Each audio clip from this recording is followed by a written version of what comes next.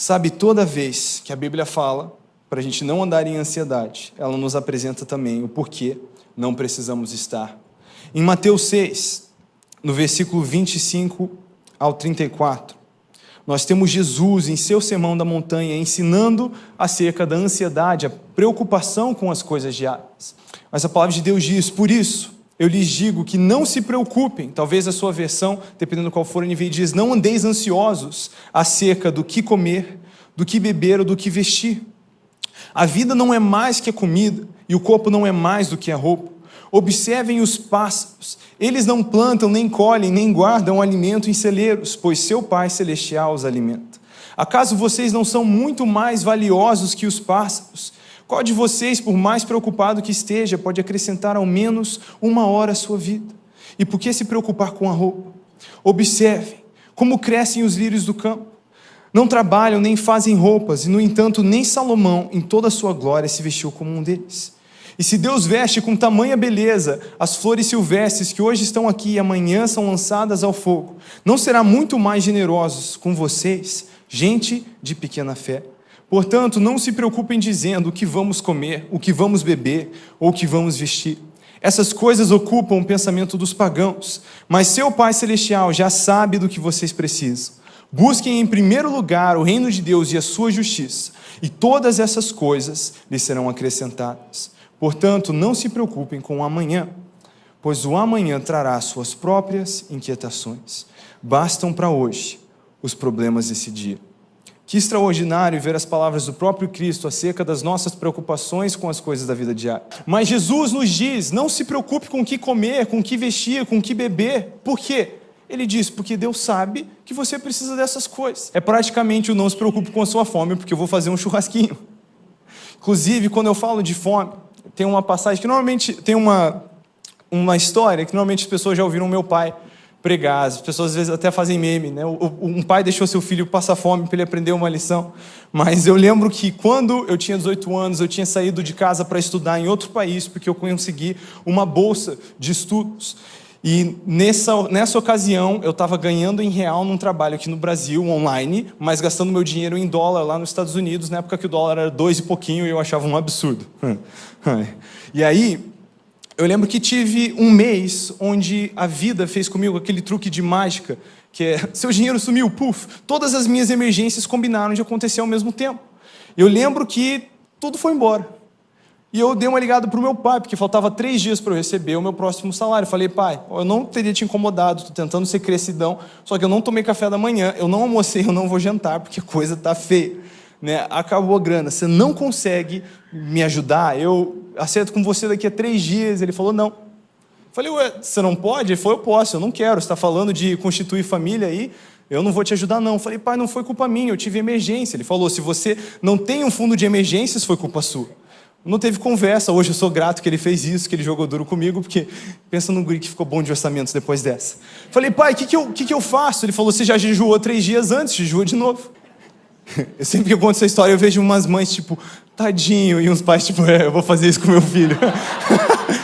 Mas eu lembro que eu estava no meu 2º, 3º dia de jejum involuntário, e eu estava lá na casa de oração, longe, louvando ao Senhor, mas lá no fundo do meu ser tinha, sabe, um clamor meio diferente, com um barulho mais ou menos assim, tipo... E eu estava com vontade de tomar um café da manhã. Eu lembro que o Espírito Santo falou comigo e falou: Israel, vai tomar café, seu café da manhã já está pago. Eu falei: glória a Deus, vamos nessa. Então eu fui para a fila da cafeteria, para não dizer que eu estava completamente quebrado. Eu tinha o último dos moicanos, que era uma nota de 5 no meu bolso, caso eu precisasse implorar por minha vida, assim, sabe? Tipo, a última emergência. E aí eu fui pro café pensando: Deus vai dar um jeito. E aí, quando eu estava chegando a minha vez, o cara que estava na minha frente virou e falou assim: e tudo que esse guri aqui quiser. Eu devia ter dito, tipo, glória a Deus. Mas ao invés disso, eu falei: não, imagina, não precisa. Ele falou: não, tudo que você quiser. Aí eu ainda tentando ser educado, não sei porquê. Então me vê um café sem açúcar, por favor.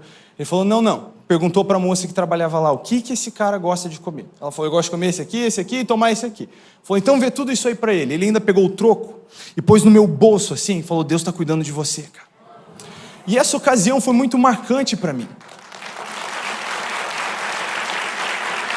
Eu saí Mas foi marcante para mim porque eu lembro que eu estava na véspera do vestibular fazendo a matemática. Falando, Jesus, você está me mandando estudar um negócio que não é acreditado, eu não sei como que eu vou pegar emprego, não vou poder trabalhar lá no começo. Mas você está falando para eu ir, se você está falando para eu ir, eu vou te obedecer que nem uma criança e depender de você. Sabe, eu estava buscando o reino em primeiro e eu vi todas as coisas sendo acrescentadas, não só nessa área, mas eu lembro exatamente nesse tempo que a coisa estava meio apertada, eu estava já muito querendo pedir a Pri em casamento, eu vi uma oportunidade de fazer isso ainda mais cedo que o que eu tinha planejado previamente, eu tinha a bênção dos meus pais, dos pais dela, só tinha uma coisa que me preocupava, era o estado da minha geladeira. Eu falava, Senhor, eu sei que eu vou ter uma responsa de cuidar do meu lar, cuidar da minha casa, e Tu sabes, Senhor, o estado da minha geladeira. Mas é porque eu estou correndo atrás do que Você me falou para correr, eu não estou correndo atrás de dinheiro, estou Te obedecendo. E eu lembro que eu estava orando, conversando com o Senhor, e Ele me disse, Israel, do mesmo jeito que eu tenho cuidado de você, eu vou cuidar de vocês, vai nessa. Porque nós temos um Deus, Ele nos ensina que se nós nos preocupamos em primeiro lugar com o Seu reino, Ele quer se preocupar com o resto, ao ponto de que eu não devia nem precisar me preocupar com essas coisas básicas, porque Deus não quer que eu perca o meu sono sobre essas coisas que Ele quer cuidar de mim. Eu não estou falando da gente viver jogando tudo para o desorganizado. A boa mordomia com todos os nossos recursos é algo bíblico, algo que nós temos que fazer, mas lá no fundo do nosso coração a gente precisa saber de quem vem a nossa provisão. Amados, eu vejo até hoje, o Senhor vem cuidado de nós, conforme a minha família foi crescendo, nós oramos, e aí, Senhor, está na hora de ter filhos? Está na hora. E de novo a oração que eu fiz foi, Senhor, dizem que criança é caro, né? Mas a resposta foi, do mesmo jeito que eu tenho cuidado de vocês, eu vou cuidar de vocês. E depois Ele me disse de novo, do mesmo jeito que eu tenho cuidado de vocês, eu vou cuidar de vocês, e vamos ver onde a coisa vai parar. Porque eu não tenho medo, irmão. As pessoas perguntam, você tem 24 anos e 2 filhos, você não tem medo? Não tem. Porque eu sei quem cuida da minha família. Amados, eu não digo isso como frase de efeito, de coração. Se a economia do mundo implodisse, não tivesse pão para comprar, eu tenho certeza que Deus ia dar um jeito, se precisasse Ele mandar as aves do céu, trazer pão e carne para a minha família. Porque Ele é o nosso provedor, a gente está buscando em primeiro lugar o Seu reino, e nós vamos ver todas as coisas sendo acrescentadas. Inclusive, muitas vezes, quando eu falo dessa passagem, eu ensino também sobre a área relacional, né? Para vocês jovens, solteiros, alguns já beirando o desespero, Senhor, será que o único casamento para mim é o casamento do Cordeiro?